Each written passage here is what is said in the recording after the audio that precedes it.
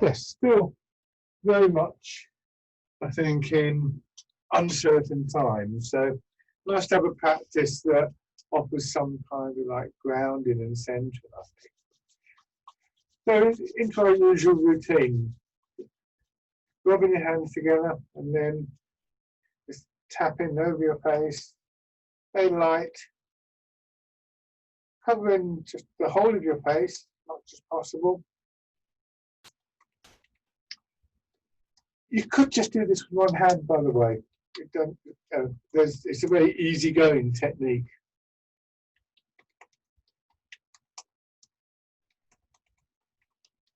And then over your head and neck.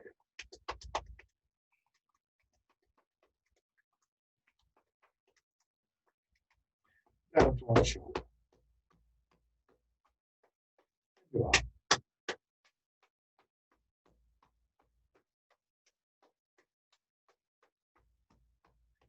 Side.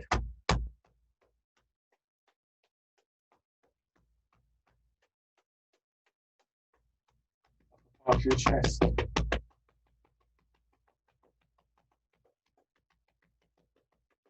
Your belly. And then finally your legs.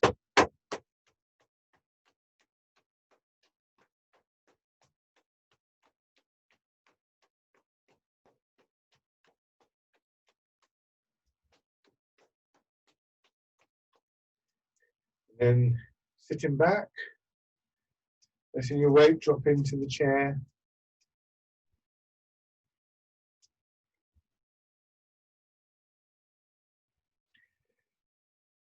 The overall feeling is of a sort of settling down. Somebody once used the image in terms of sitting meditation of how, if we can just stay still, then it's like setting a jar of muddy water on a table and just allowing time for the mud to settle. I think the advantage in something like Tai Chi is that's not just a kind of mental image. We can actually feel that kind of process going on in our bodies, a kind of softening as we sort of recognize the chair, and we go through the process of letting our weight drop. Familiar process to all of us, hopefully by now. And this sort of softening, releasing feeling in the body accompanies that. So it's like everything's draining away, shows all the tightness and the stiffness in your body. And this is always the fundamental basis, the foundation for this softening of the body and the development of that sense of space within the body. And in the last class, I talked a little about breathing and this thing that want the belly to rise and fall and so on and so forth. All these internal processes require space. There's movement associated with breathing, circulation, digestion, so on and so forth. And when there's movement, the movement comes more freely, more easily, where there's space.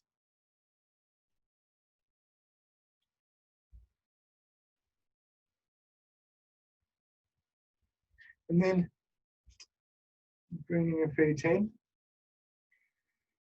Same thing. So we could regard a kind of primary interest in Tai Chi to be what I would refer to as the cultivation of that space.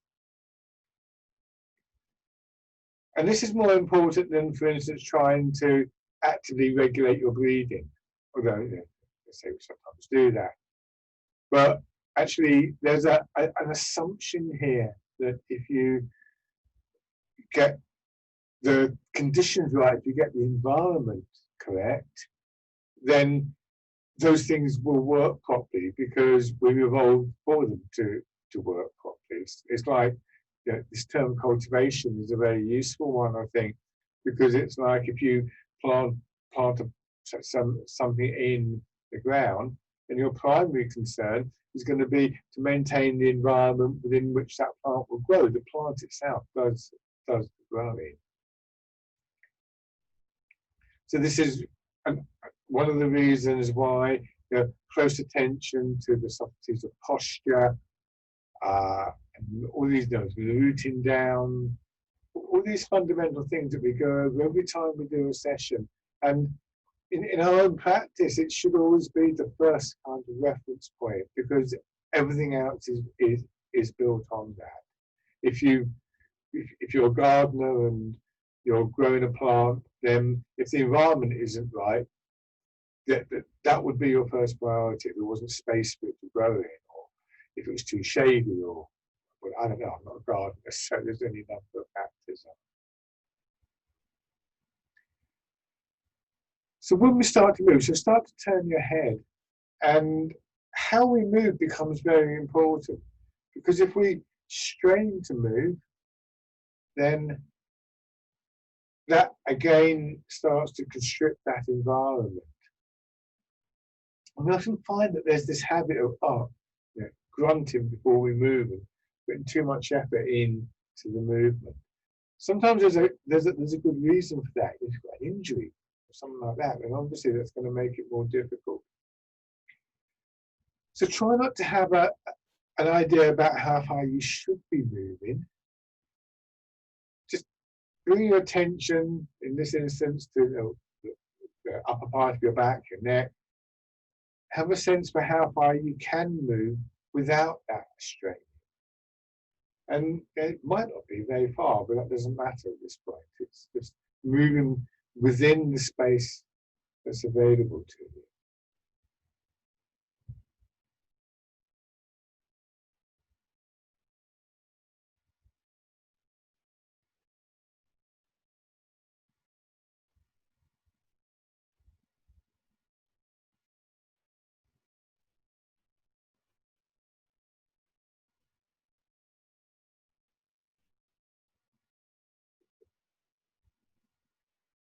And then your shoulders.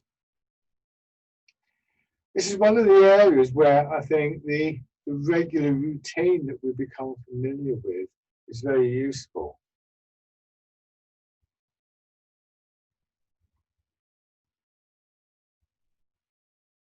When we're working with routines and movements that we're comfortable with, that we're familiar with, we're much more likely to be able to develop those qualities, maintain those qualities,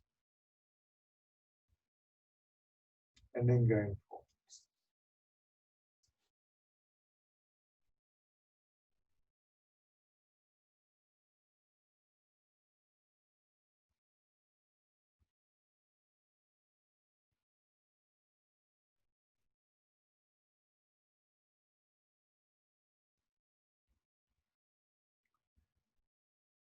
And then hands out to your sides.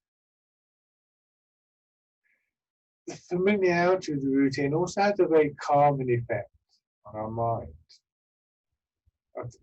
I kind of feel it's a bit like the mental equivalent of slipping a pair of old shoes on to your feet, and there's that sense that it fits and feels comfortable, allows your feet to relax a little bit.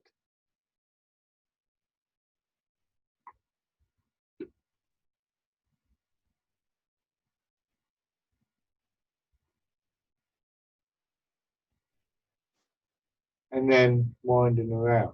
It's also very useful, very interesting to focus your attention on familiar and everyday movements.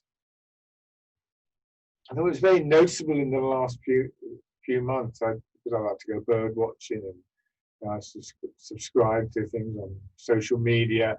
People sending photographs. People were sending in photographs of things in their garden. So a lot of people were saying, we realised it was so fascinating and things like that. We don't always have to go far afield to find interesting and engaging qualities. In a way, we don't always need exotic, fancy movements to find that same sort of engagement within our own bodies.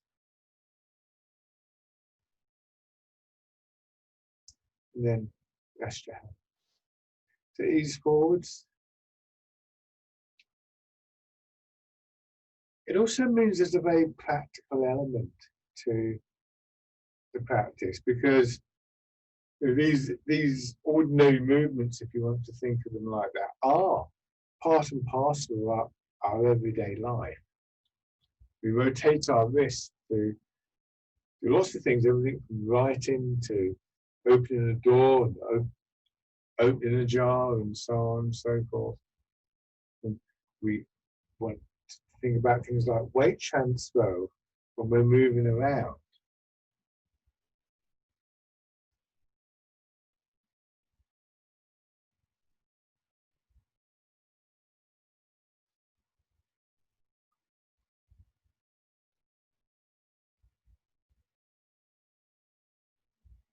And then just turning a little.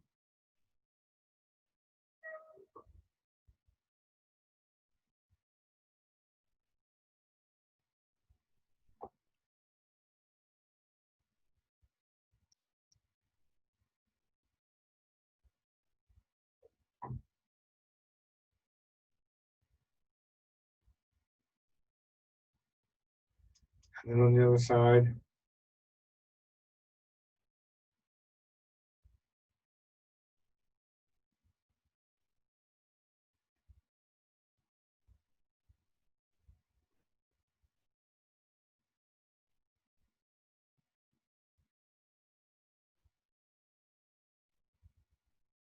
And then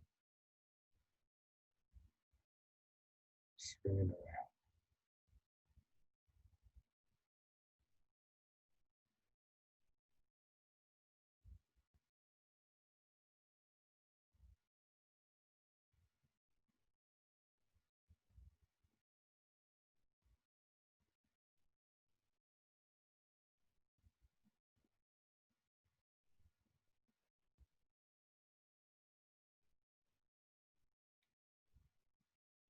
Then the other way.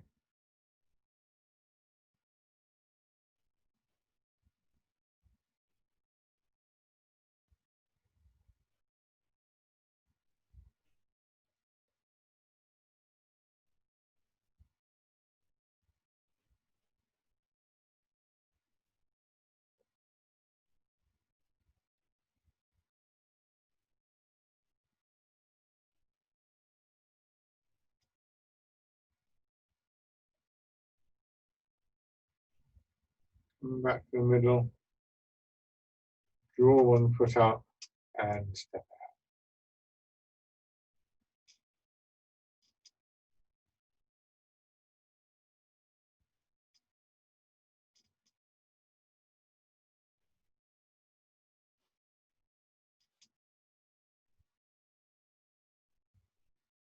And on the other side.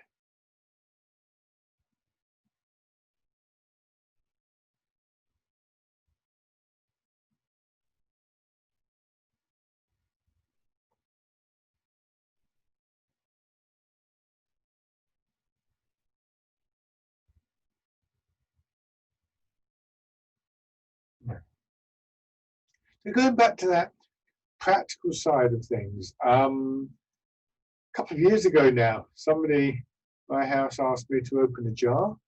And this is something that I know for a lot of people, they sometimes say they have trouble opening jars because their wrists have gotten weak or so on and so forth.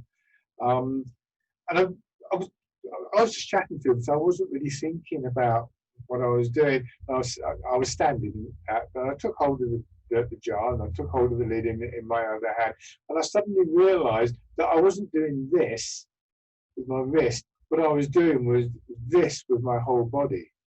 So that I was actually quite unconsciously using my hips, my waist, my back to help to open the jar. And I suddenly realised I was quite fascinated. I stood there for a while, and in the end they just looked at me and said, "Are you going to open the jar or not?" But I was quite fascinated because it was interesting because I'd automatically gone into a kind of, it's like a Tai Chi move.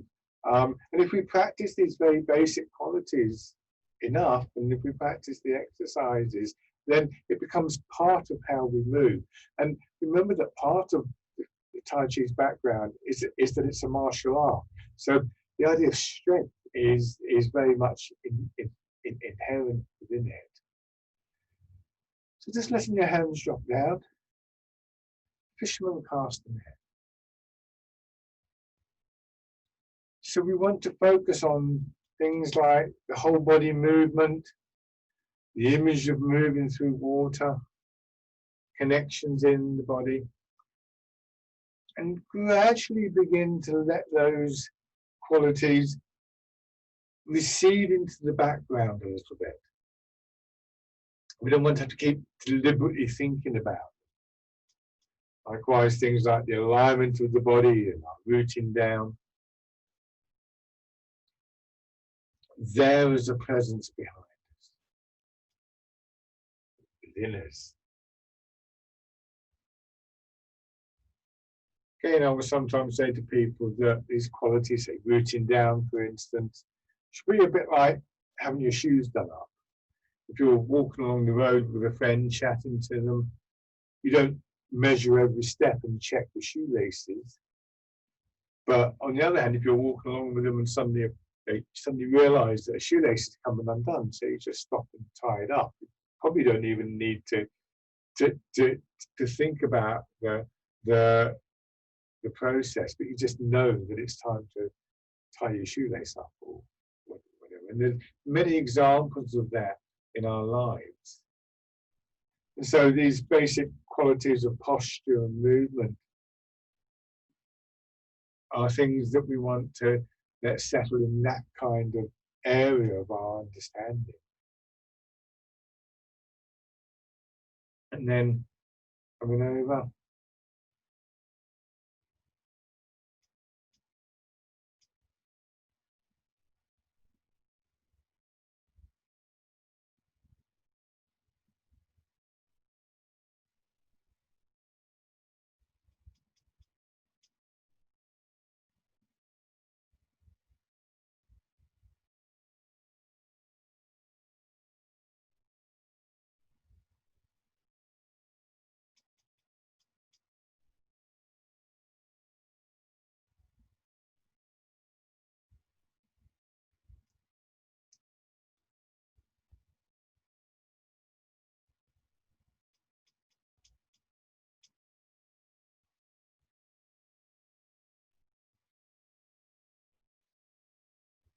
And drawing your arms apart.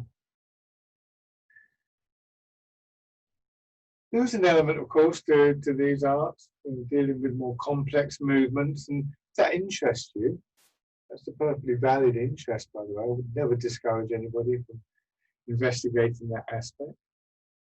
But if it does interest you, then an awareness of these qualities, these basic qualities, is a definite advantage in learning those.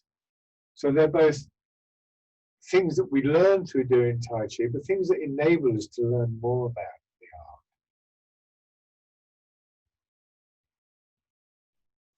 So here, what you want is to be, obviously, a lot of your attention is going to be on your arms, but don't let that cause you to overlook what's happening in your rib cage and your back. And certainly be aware in the back of your mind of the transfer of your weight from hips to feet and back to your hips.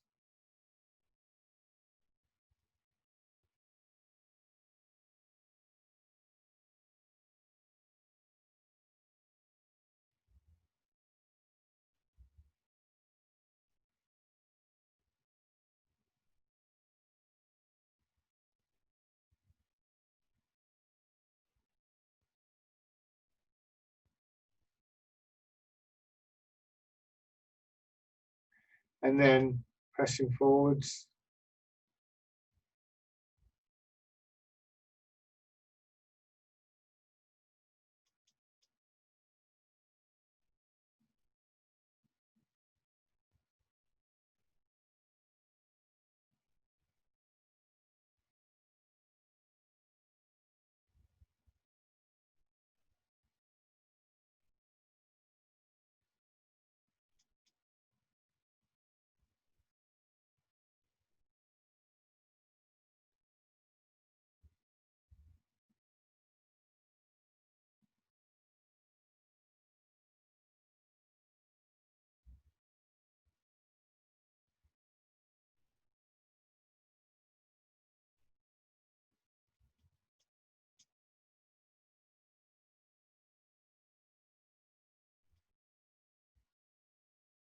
And hands fisted.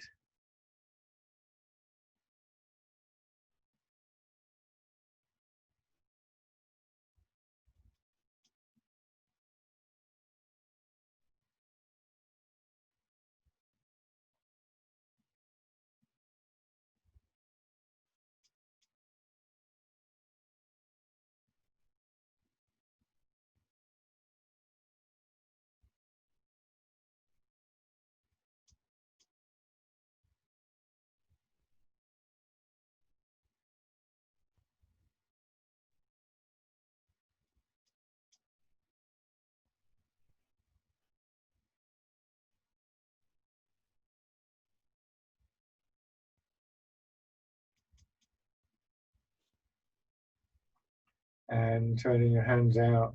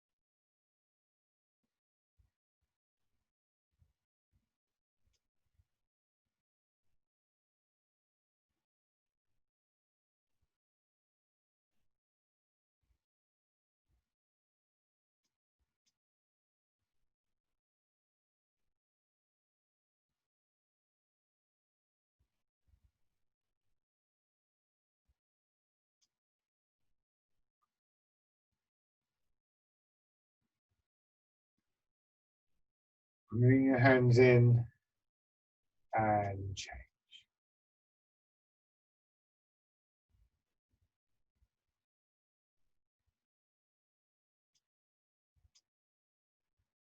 Nice sort of wave-like feeling of movement flowing up your back and then draining away.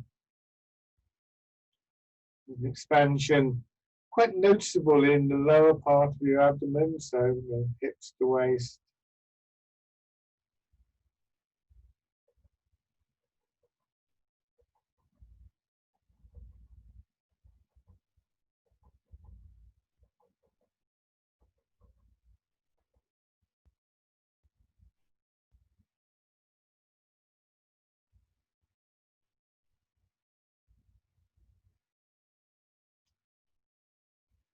One more time.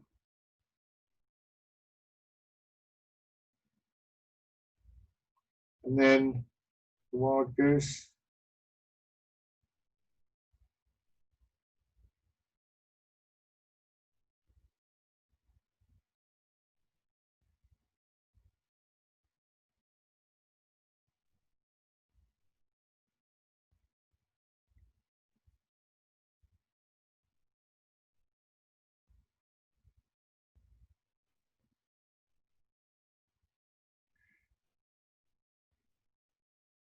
So here we tend to find a sort of opening, expansive quality, a little bit more up here, goes a little bit higher in body.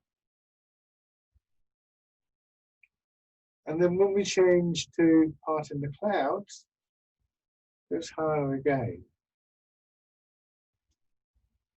Like the waves, as the tide comes in, gradually creeping up the beach.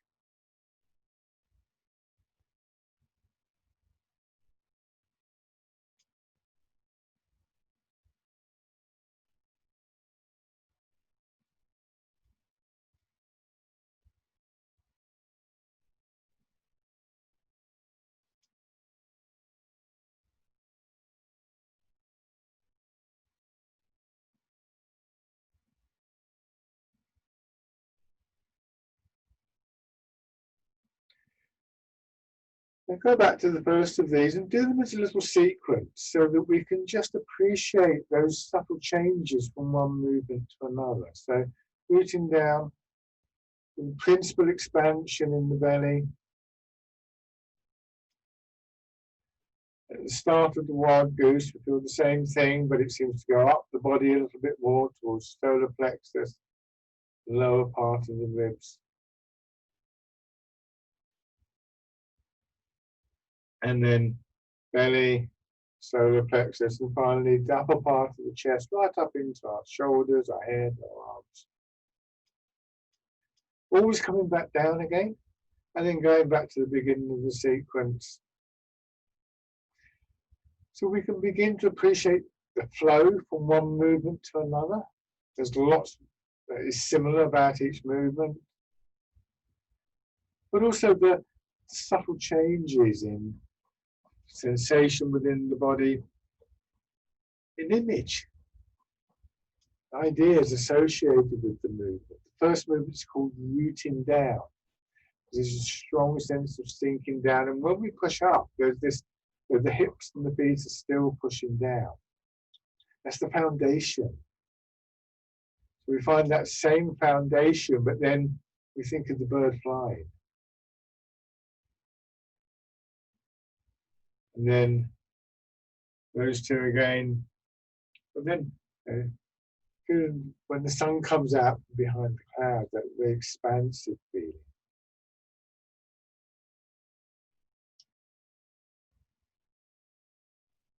Do those three one more time.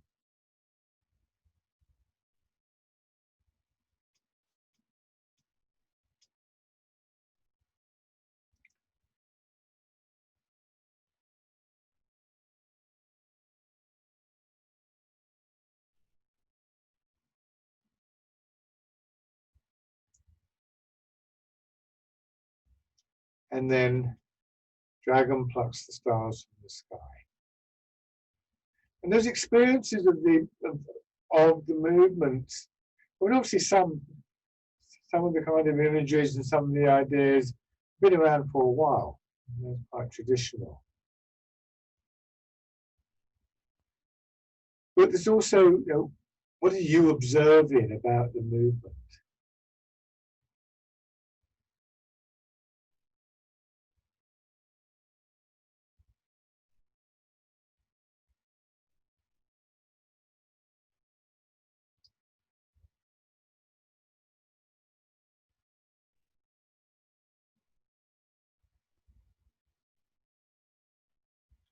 We train our awareness to notice more and more fine detail. And we find that those details become more effective. So focusing your attention in this way seems to enhance the small changes within the body that are themselves the building blocks of the bigger movements. And this is where mind and body most effectively merge, and where the use of our mind to influence the body is at its most effective.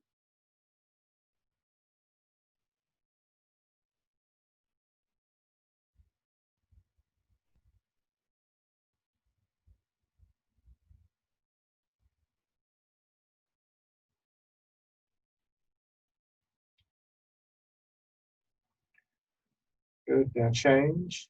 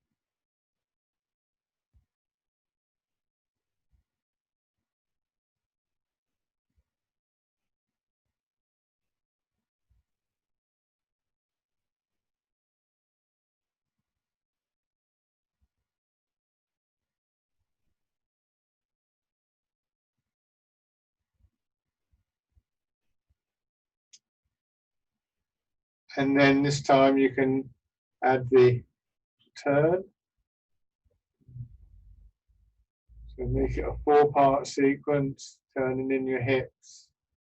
Careful not to lose those qualities of space, the flow of the movement. Don't sacrifice those just in the interest of a more dramatic, a larger movement.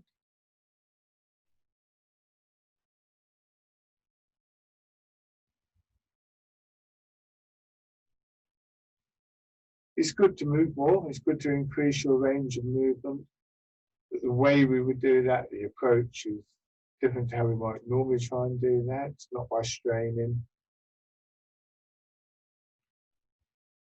Again, an image I've used with you all just to remind you is that the movement is like water flowing down the hill and filling up the puddles and gradually dissolving and eroding the rock.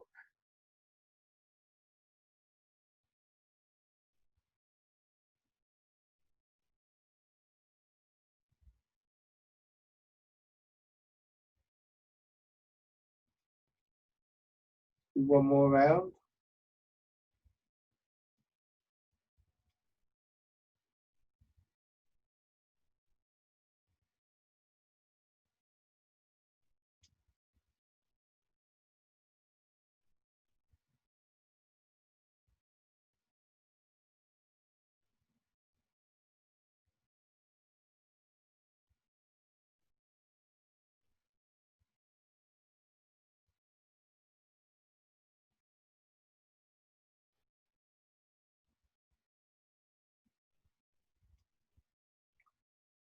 Scooping the sea and looking at the sky.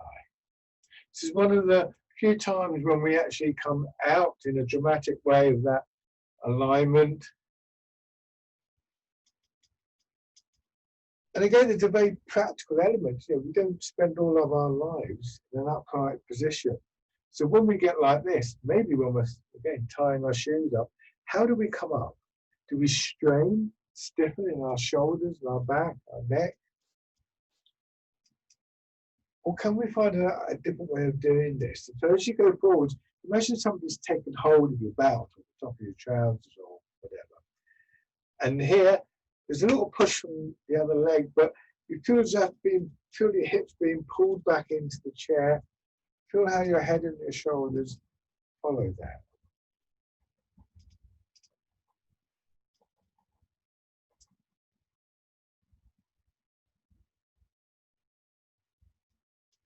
And then grasping the tiger's ears.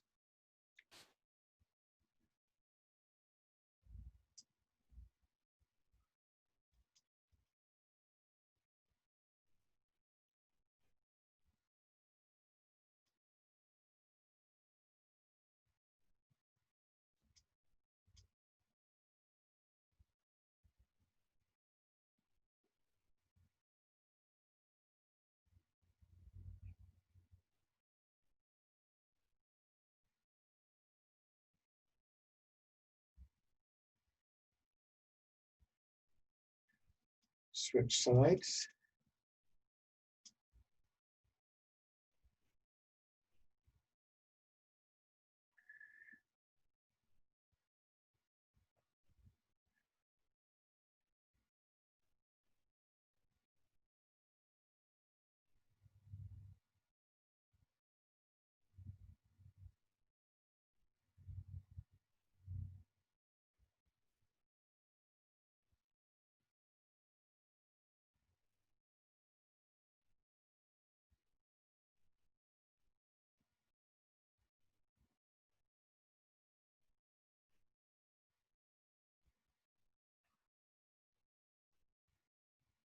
And then changing.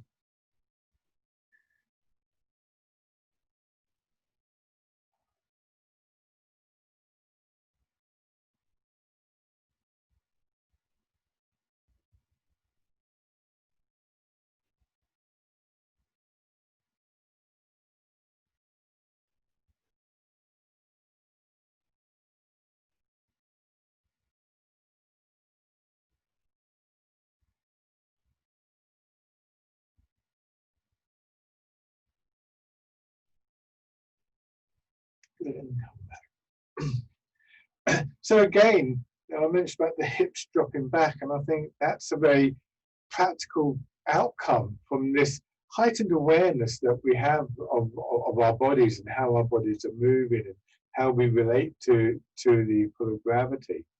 Some years ago, I was asked to do a private class for somebody. He was very elderly, very frail, but I think in his younger days, he must have been a very kind of upright gentleman type. I always had this image of him in a sports jacket and a cravat, that kind of thing. And his wife was terribly worried about him because he'd been very, very ill, and he'd almost died apparently. And I was trying to do this class with him, and she was constantly interfering. She was, "Oh, come on, you've got to do this. You've got to do this." And that's not how it works in Tai Chi. But I couldn't think of a way to kind of ease her out the room without it being offensive. She was, she was terribly, terribly worried, and I could see that. So obviously, I couldn't say anything. But in the end, I was quite glad in a way that I did it because he was very bent over, and just helping him with his posture. I had one hand on his chest, and I just pressed very, very gently on the tail of his spine, and I felt him just let go as he did that, and his head came up very slowly and very softly.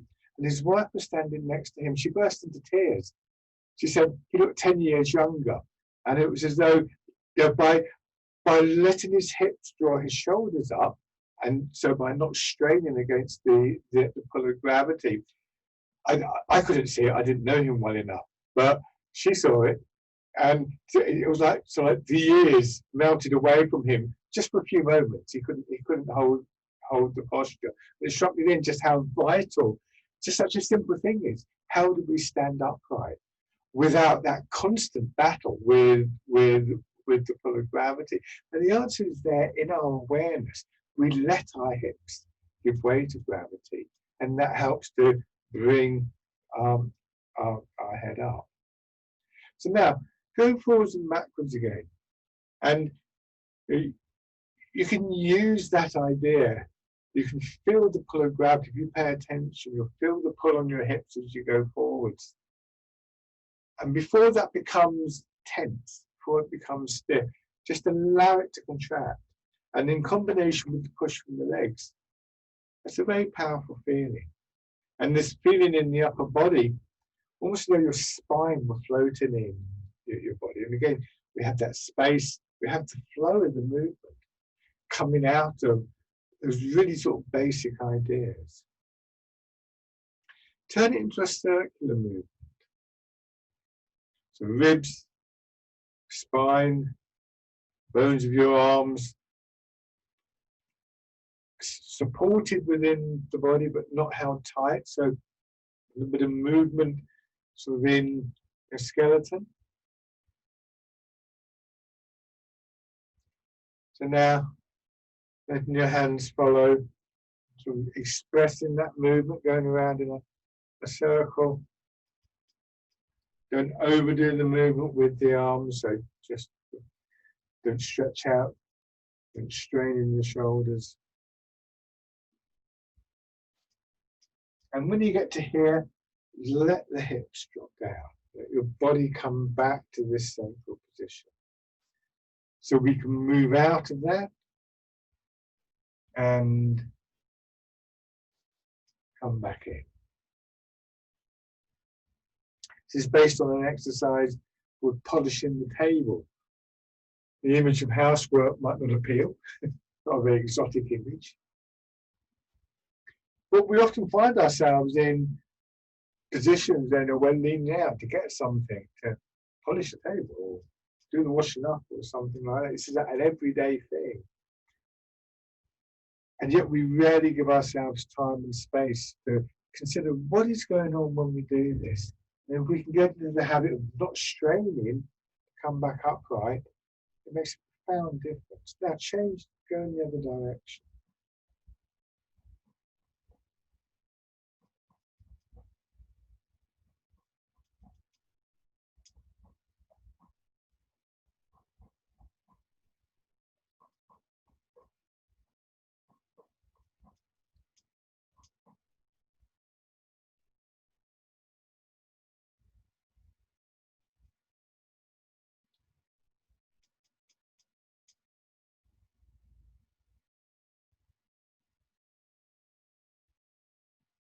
One more time.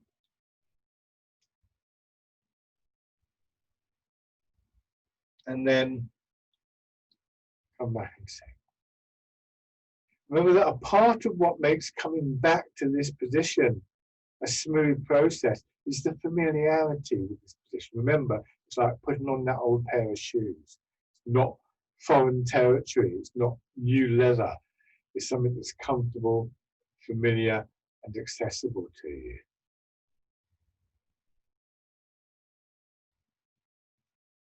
And then rubbing your hands together.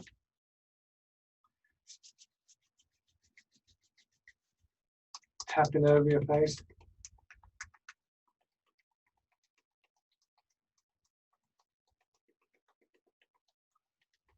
Over your head and neck.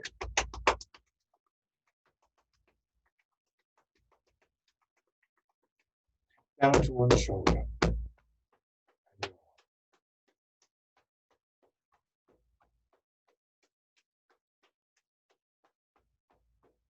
The other side.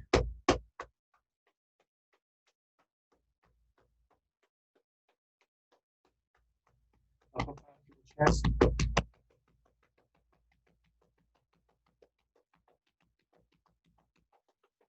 Belly.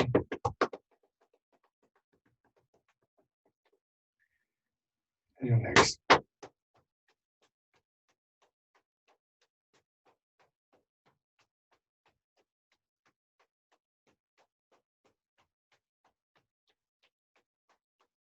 Okay, so stand carefully.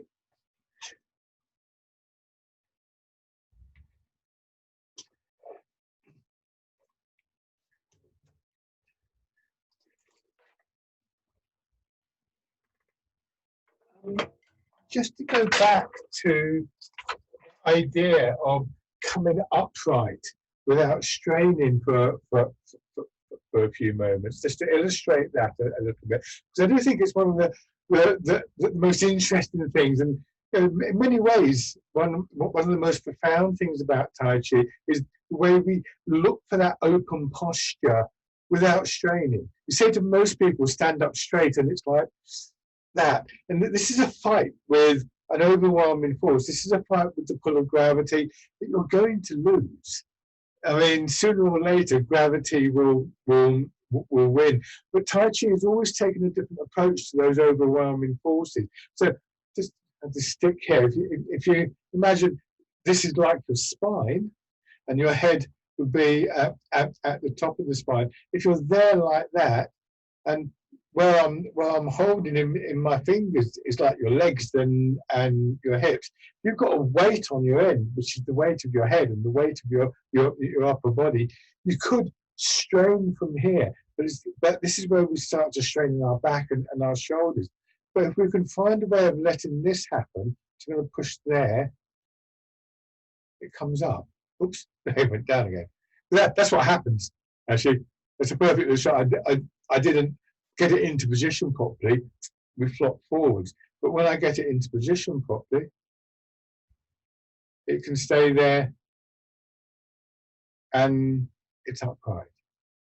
And the weight of the head goes straight down through, into the legs, into the ground, and so on and so forth. So there's a very simple physical principle going on here. So there's the danger here that I'm oversimplifying. Well, it's very simple, but makes it sound too easy, which it isn't. But in the first instance, what we want to try and do is just find that midpoint, that balance point. So when letting your weight go forwards and backwards, when the stick flopped down, I hadn't found that balance point. So we want to know where the weight is in the middle, not pulling us forwards or pulling us backwards.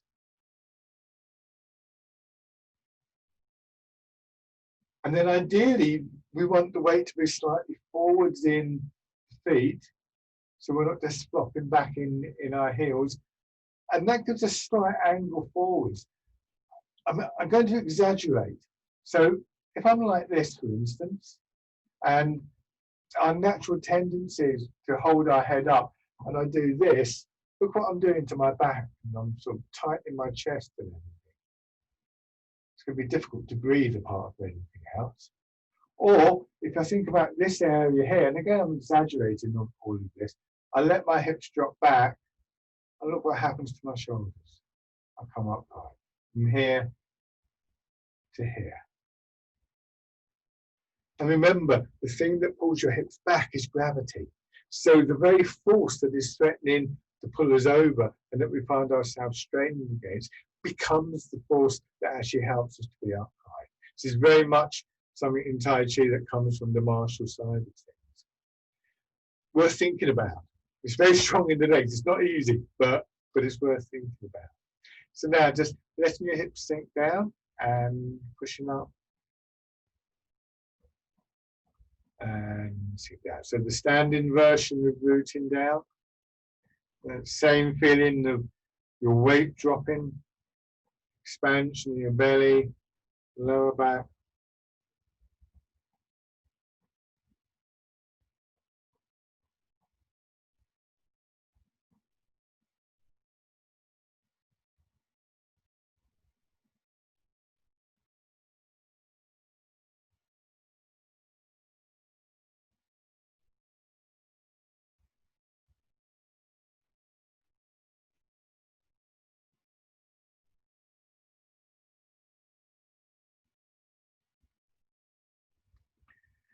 And then change.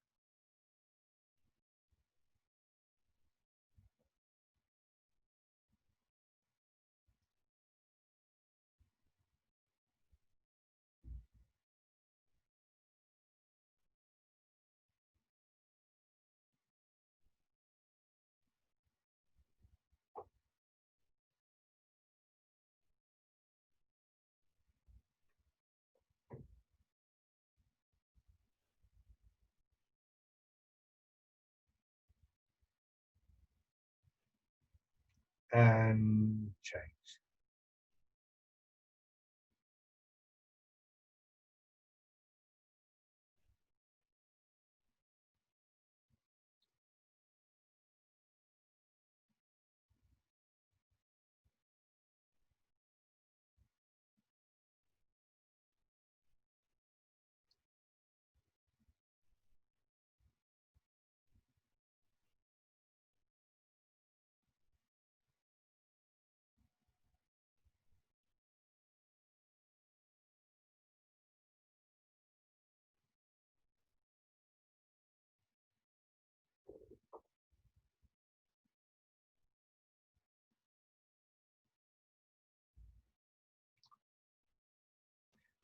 Shake out.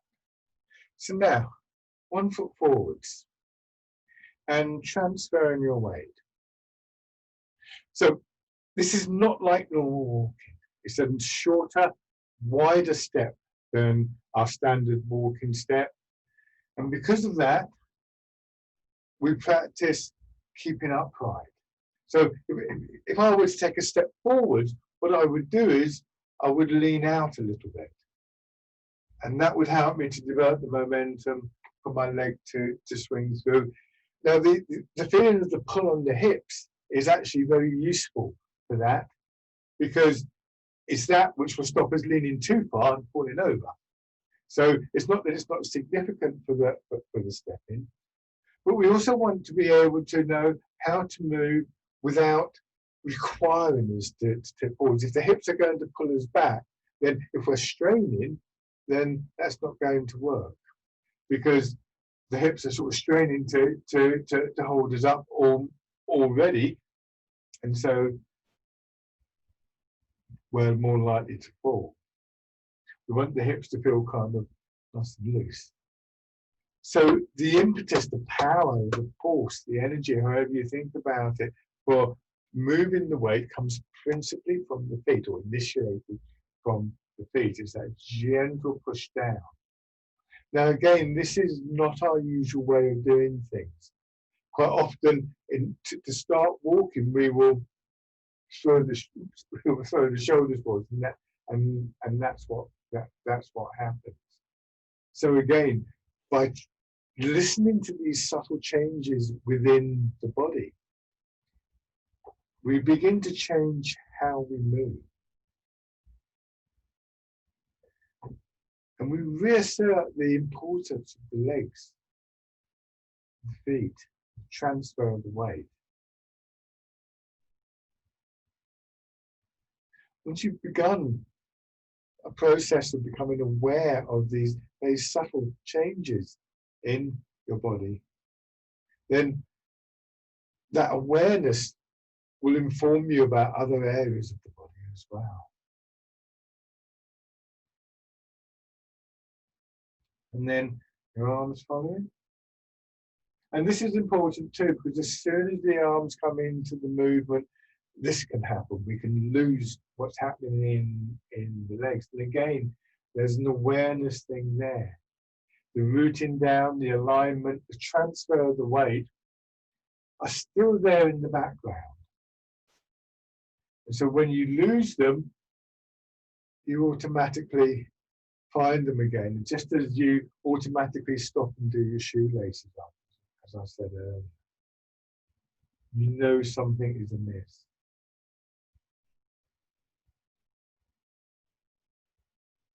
One of the reasons I'm so fond of this exercise, because I think it has a lot to offer in a very simple format.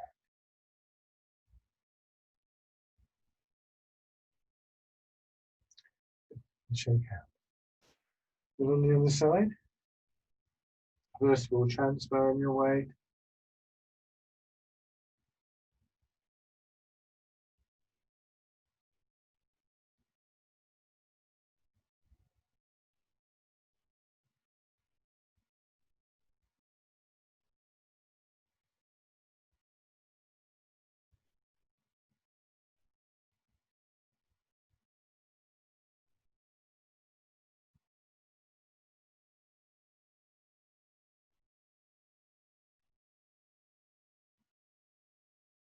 And then your arms following.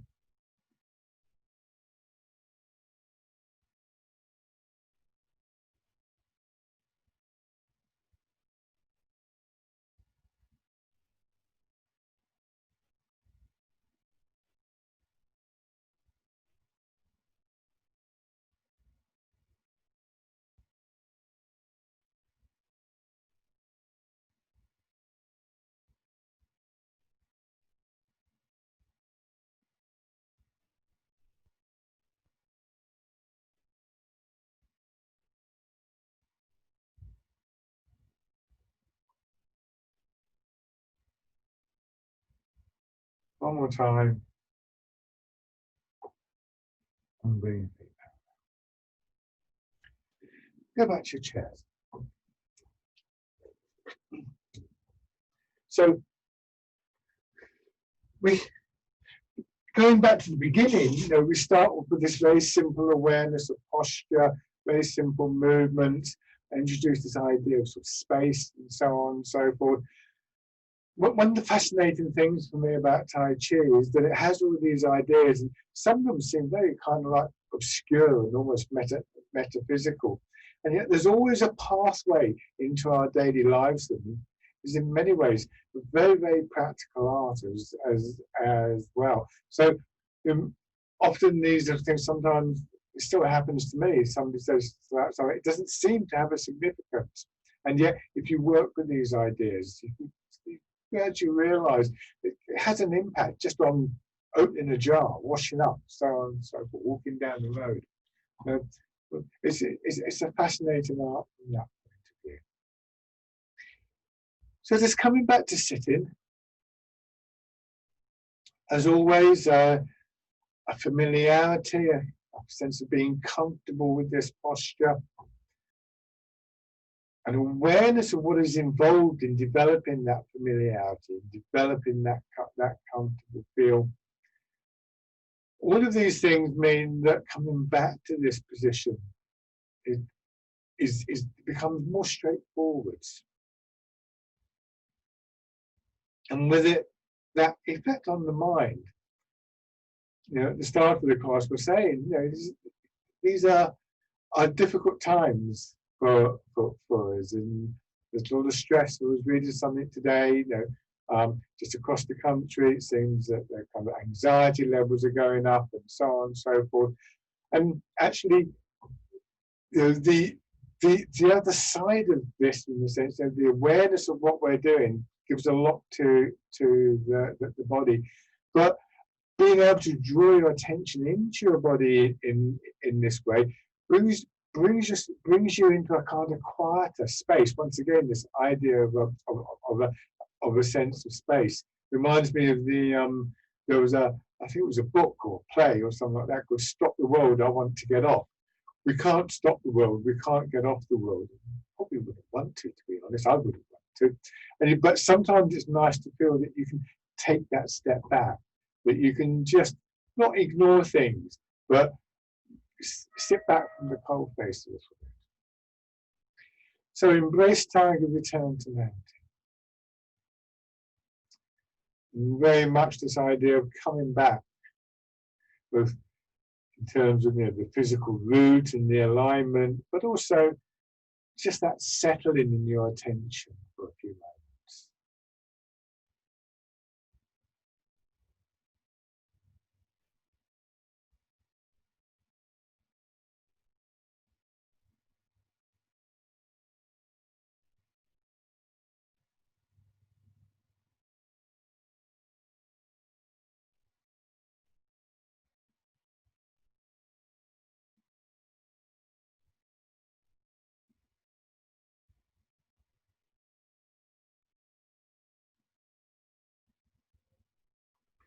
Once more.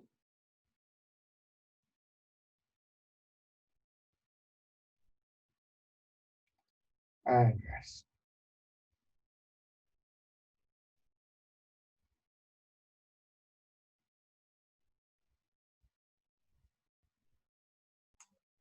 Lovely. Thank you very much for joining in, everybody. And please do ask any questions if you have any. I think, as always, I